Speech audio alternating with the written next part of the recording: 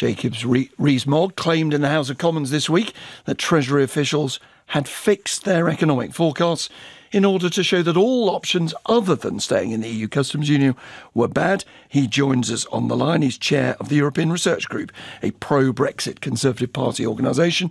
And Charles Grant is the man who he claimed had said all this, head of the Centre for the European Reform, a think tank. Good morning to you both. Good morning. Hello, good morning. Now, we will come to who said what later, because you, I think, care more about, and I'm sure our listeners do, the small matter of our future prosperity, the issue itself. Charles Grant, first of all, then, how would what is being considered in government, our customs union, how would it be different from what we have now, and why are the Treasury believed to be in favour of it?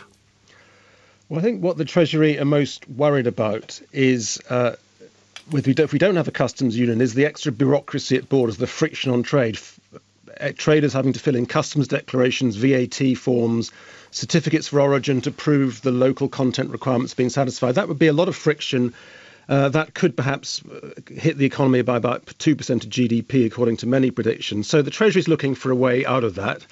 And I think the one model being considered is a customs union with the EU for goods, which would still leave Britain free to do free trade agreements with other countries on services, agriculture, investment, data flows, and so on. And I think that would certainly greatly reduce the friction of borders, which would happen if we leave the customs union, as many Eurosceptics wish to do. So, Jacob Rees-Mogg, the argument appears to be that you can have the benefits of not having tariffs on traded goods, but you can also get the benefits that you've always wanted, which is doing new trade agreements with other countries on other things. You only have the benefit of not having tariffs within the European Union, and the tariffs hit the rest of the world. That's the problem. If we're in a customs union, we are subject to the common external tariff, and that makes it much less attractive to do deals with other countries because we have less to offer them. Can you just spell out that phrasing? Because the common external tariffs, in very simple terms, means there are tariffs, there are taxes put on goods that come into this customs union. That's absolutely right. So if you take clothing and footwear, they have a tariff on them of around 11.5% on average, plus 20% VAT. So that's a considerable burden for consumers who have much more expensive clothing and footwear than they would otherwise have, for us to protect inefficient EU industries. It's not in our interest to have it, but also when we're negotiating with other countries, if we can't say to them, look, we will lower our tariff on your clothing and footwear, they may be less interested in doing a deal with us, so it makes us much harder to do the deals with the rest of the world. Let's put that to Charles Grant. Why would we want to have a situation in which we had to put these tariffs, as Jacob Rees-Mogg says, on things that consumers like to have? Well, the EU's tariffs, the average EU tariff is just over 6%, which by global standards is very low. And for the poorest countries in the world exporting into the EU, they pay no tariffs and face no quotas at all. But why have them at all? Well, because if you could, as perhaps Jacob would wish, just abolish all tariffs on everything, but under WTO rules you'd have to offer the same deal to every country in the world, but that would wipe out a lot of British farming and create large problems for our manufacturing. OK, Jacob Rees-Mogg, the Cabinet will discuss it this week. Let's just do the politics briefly. Are you saying that any form of customs union is unacceptable? You would oppose it? Yes, we need to be free to do deals with the rest of the world. We must be out of the protectionist common external tariff, which mainly protects inefficient EU industries so just to be clear, British consumers. I'm sorry to interrupt. Any customs union of any sort. We do not want to be in a customs union, the customs union, and customs union. Grammatically inelegant, but if that's the formulation people come up with, we don't want that either. Well, that couldn't be clearer. Now, what also couldn't be clearer was your claim in the House of Commons that Treasury officials had deliberately developed an impact assessment model. Let's translate from the jar. I mean, they'd fixed their forecasts, in other words, in order to prove that we did need to stay in a customs union. Now, the minister's already apologised for agreeing with you when you put that in the House of Commons. Would you like to now apologise for claiming that when you've no evidence for it?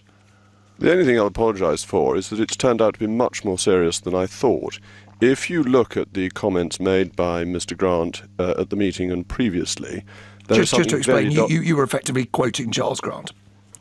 I wasn't quoting him. I said I'd heard this story. Okay. But the things are worse. That the Treasury, and we need to know whether this is officials or whether it has sanction from ministers, seems, in his own words, to be running policy that is not government policy, and then giving private briefings to people about it, which under the ministerial code, officials are not allowed to brief journalists without specific ministerial permission. Okay. So we need to know what is going on in the Treasury. Also, with all forecasts, the assumptions you make at the beginning determine the outcomes that you get. That's very clear. What I would say about the Treasury's forecasts... Okay. I just want to put it to him because effectively, just to be clear to listeners who are not following the detail of the stories, Mr. Rees-Mogg says that this is what you said, that you said at a private meeting, a think tank meeting, that you had basically said, look, the Treasury is so keen on staying on the customs union, it's doing anything to make that happen. Yes, Mr. Rees-Mogg said in the House of Commons, and I quote, officials in the Treasury have developed a model to show that all options other than staying in the customs union are bad and that officials tend to use the model to influence policy. But I didn't say that. A recording has emerged at the lunch. I didn't say that. Mr. Baker, a very honourable man, has apologised to me and to the House of Commons for saying things that weren't quite right. And I'm surprised that Mr. Rees-Mogg hasn't apologised either. But let that pass. Let's be clear, Mr. Rees-Mogg. You made two claims. The Treasury is in favour of something is one thing, but you said they rigged their forecasts. That is accusing officials of rigging the advice that they give to ministers. A very serious charge for which I put to you again, you have no evidence. It's worse than that. Mr. Grant said the Treasury is determined to keep us in the customs union. He also said on another occasion that the Treasury is newly emboldened. He's getting private briefings from the Treasury against government policy. Now, this is very serious. The government hasn't formed a policy yet on our customs union. On our customs union. It's not for officials to invent policy. If they don't invent it, they advise ministers. That's what they do. They form policy papers and ministers decide. This is very different. This is very different. This is saying that they are determining policy, that they have an aim to lead policy against what the politicians may decide. Can I respond to what Jacob just said? Look, the Treasury is not trying to undermine. The government policy is to leave the EU. As far as I know, the Treasury is committed to that policy. Once you decide to leave the EU, you can consider various ways of doing it. The Treasury cares about economics, so it's naturally pushing for the sorts of Brexit that minimise the economic damage, and staying in the customs union is why many people in the Treasury think we should go for that less damaging option. On the fact that I spoke to Treasury officials, but of course I do. Everybody in think tanks speaks to government officials. That's how think tanks work. And of course the Legatum Institute and Open Europe, Eurosceptic think tanks also speak to Treasury officials and other government officials. And there's nothing wrong with that. A last word to you, Jacob Rees-Mogg. Let me ask you this, if I may, because this is why, in a sense, this row matters. There are some people who've presented you in the past as a sort of amusing backbench eccentric. You're now your leading figure in terms of backbench Brexiteers, and many ministers say you are a likely candidate to be our next Prime Minister.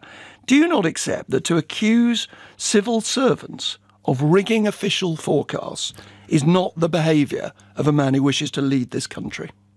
What I'm talking about is the way the Treasury has behaved both before and after the referendum. If you look at the forecasts the Treasury made before the referendum, they were a humiliation. And they may have been wrong, but that is different, Mr. Rees-Mogg, from claiming they were rigged. They were clearly politically influenced. Nobody seriously denies that. Are you saying they were rigged? And why was the ABR Are you saying they were rigged, up? Mr. Rees-Mogg? Let me answer your question, and then you'll see the answer. The ABR, the Office of Budget Responsibility, was set up by George Osborne because Treasury forecasts had been politicised, and it was thought that they were unreliable on political grounds.